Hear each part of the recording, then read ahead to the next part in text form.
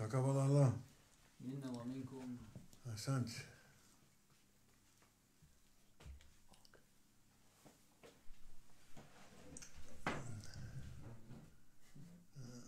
Merhaba. Assalamu alaikum. Brothers and sisters. Few words, inshallah. Today there was asking one brother, he was writing to me and he was asking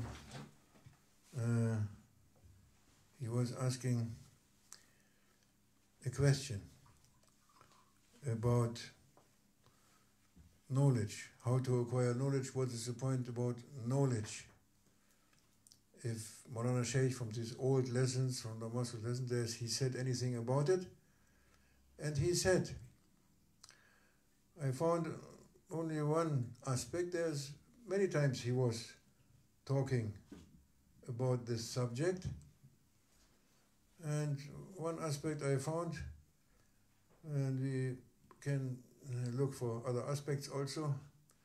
It is known that Prophet Muhammad sallallahu alaihi wasallam, he was saying that to acquire knowledge is an obligation, is a fard, is a must, is a fard for every human being, for every Muslim and Muslimah. And another place he was saying, or maybe it's the same, I don't know, but he will acquire knowledge from the moment he was born until he leaves this world, always. Yes. Then he said also, Prophet sallallahu alaihi wasallam, he asked Allah Almighty, I am seeking refuge with Allah from a knowledge which is not useful for me. أعوذ بالله من علم لا ينفع, from a knowledge which is not useful. And this is one of the aspects. We are saying أعوذ بالله من الشيطان الرجيم بسم الله الرحمن الرحيم. Medit Ya Sayyidi, give us understanding. Ya Rijalullah, Ya Rasulullah, Ya Ashab al-Kiram, Ya Rijalullah, Ya Sheikh Abdullah Faiz Hassan, Sheikh Muhammad Nadim Alakan, Ya Sheikh Muhammad Ar al-Kubra Sheikh Rabani. Medit. And Maulana was saying that, he said, our Grand Sheikh, he was saying, Sheikh Abdullah Darastani, that the Prophet is saying, that is what I just said, that it is an order from Allah to ask for knowledge. And a fard to acquire, to have aspiration for knowledge is a fard. Who is asking for knowledge, then Allah subhanahu wa ta'ala is teaching him, and Prophet is teaching him, and awliyas, they are teaching, they are the teachers.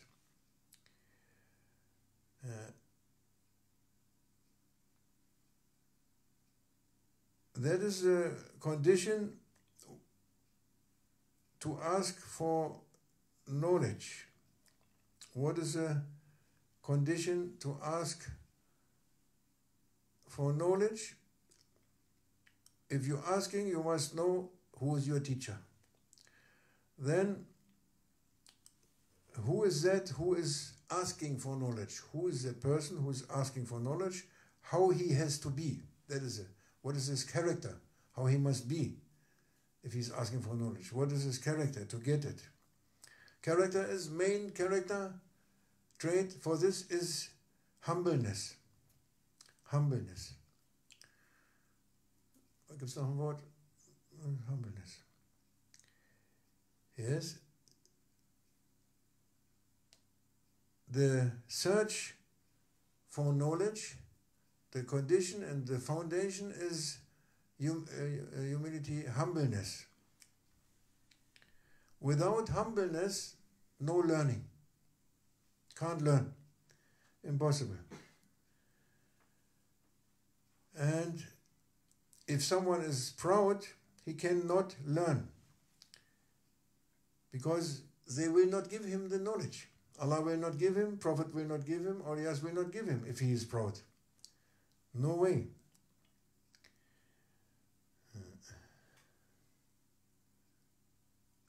All of us, we have to be humble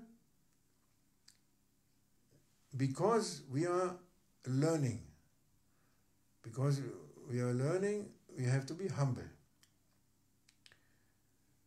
What is humbleness? Next question. Humbleness, the humble one, he is accepting everything. He is accepting everything.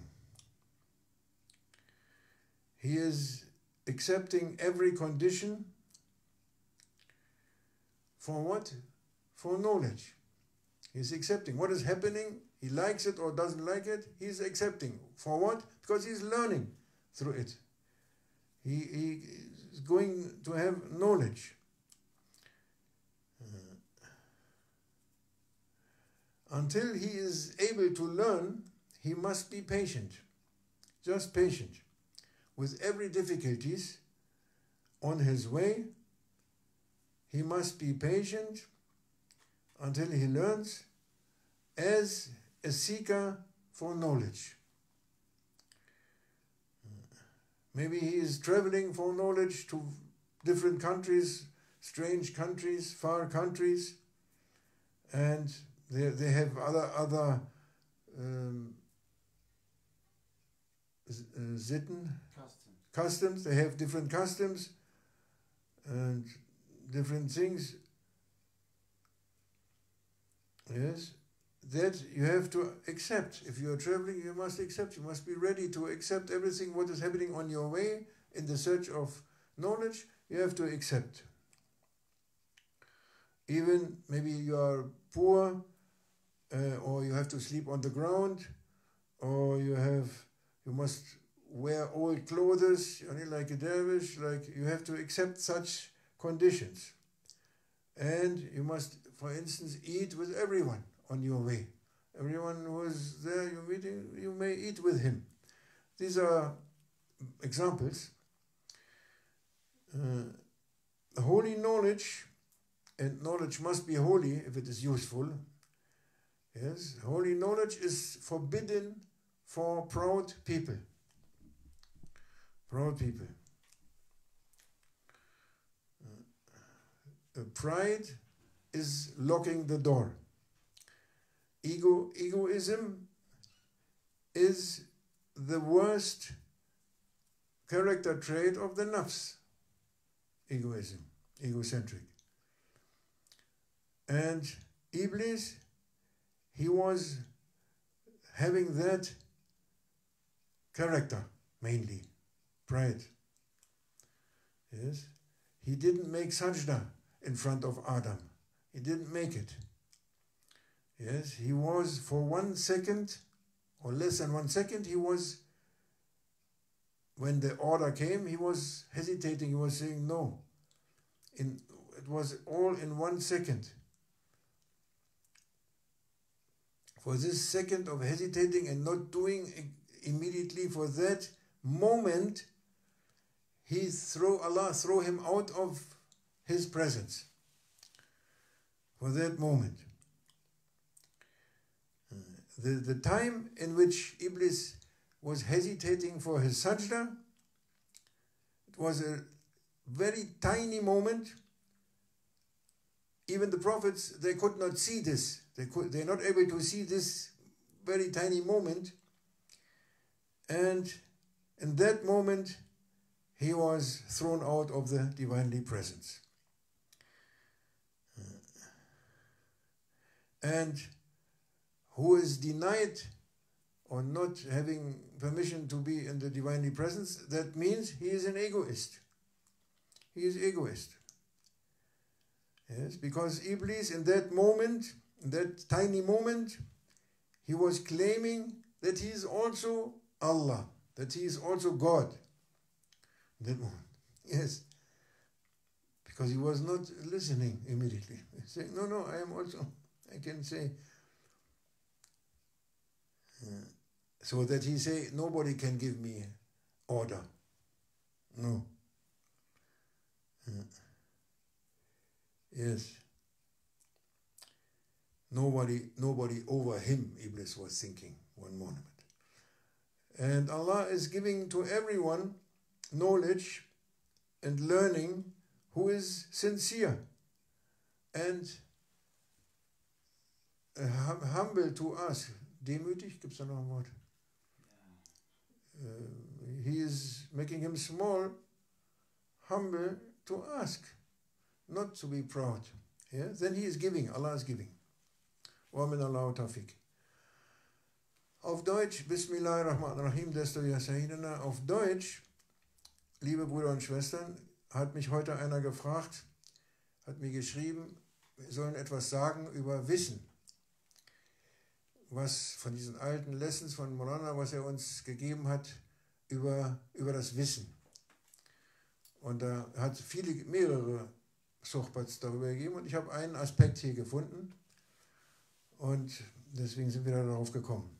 Maulana sagte, unser Großscheich sagte, dass der Prophet sallallahu alaihi wasallam sagt, nach Lernen zu fragen ist Fard, ist ein Befehl von Allah subhanahu wa ta'ala. Wer nach Wissen verlangt, denjenigen, der wird gelehrt von Allah und vom Propheten sallallahu alaihi wasallam und von den Awliyas. Die Bedingung dafür, nach Wissen zu fragen, was ist die Bedingung? Wer ist das, der nach Wissen verlangt? Oder wie muss derjenige sein?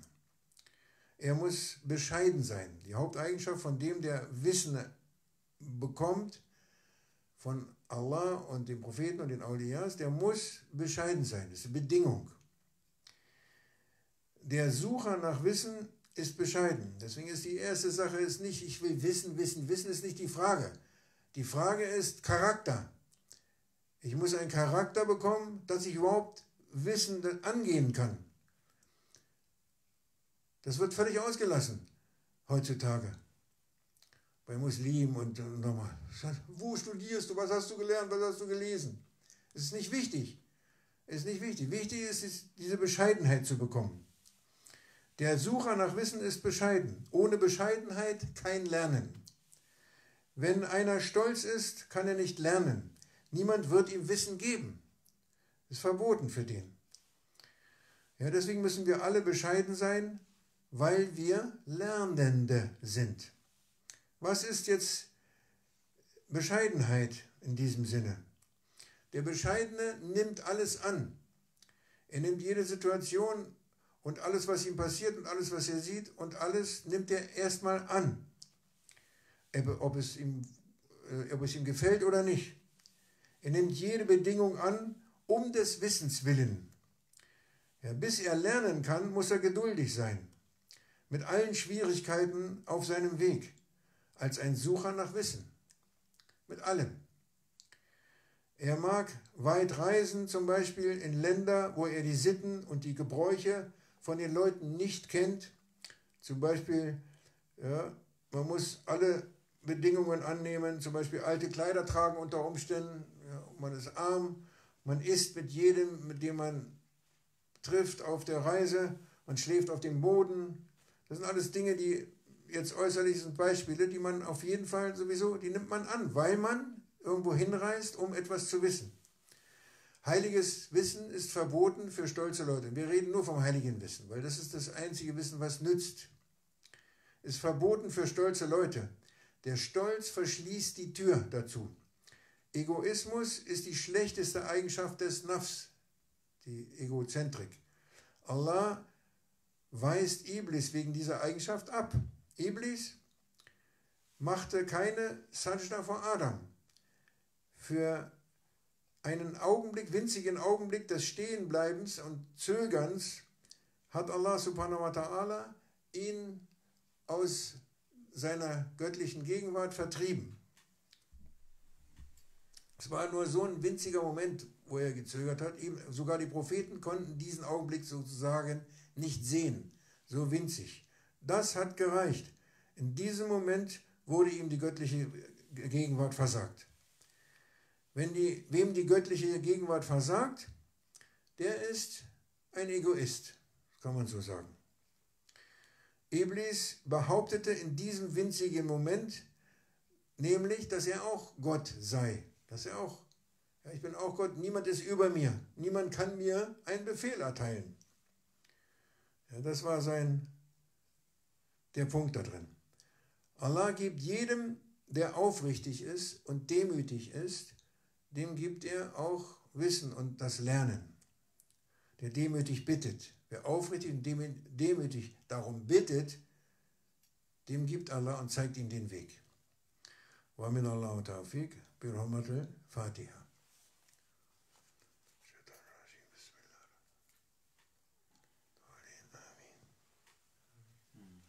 Assalamu alaikum. Leila Saida.